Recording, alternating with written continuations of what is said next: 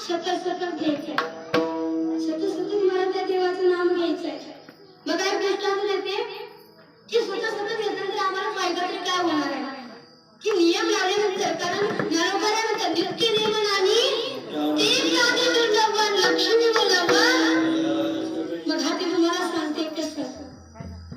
मग एका गावामध्ये एक खूप विद्वान शास्त्रज्ञ महाराज वृद्ध आहेत आणि ते रोज काय करतात, गावाच्या लोकांना प्रवचन देत आहेत, कीर्तन सांगतायत. आणि मला इतकं सुंदर प्रवचन सांगत होते की मला त्यांच्या प्रवचनावर लोक प्रभावी होऊ लागले. 1 महिना झाला, 2 महिने झाले, मला 1 वर्ष झालं.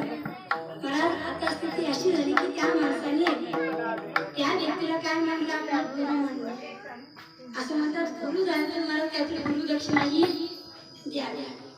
सगळ्यांनी विचार केला, कुणी काय धन दिलं, कुणी काय मला वचन दिलं. एका माणसाने विचार केला, आपण गुरुसाठी एक कार्य करूया, काहीतरी आपला नित्य नियम ठेवूया की तो नित्य नियम केल्यानंतर काय होईल, मी माझ्या गुरुंना काहीतरी प्रसन्न करून घेईन. आणि त्या व्यक्तीने नियम केला. काय नियम केला की मी रोज उठल्यानंतर आमच्या घरासमोर जो कुंभार झालाय त्याचं तोंड बघितल्याशिवाय जेवणार. हा नित्य नियम लावला त्याने स्वतःला. बघा असे थोडे दिवस गेले, महाराज त्याने नित्य नियम असा काटेकोरपणे पाळला की रोज उठल्यानंतर महाराज त्याचं तोंड बघितल्याशिवाय हा जेवायचा नाही.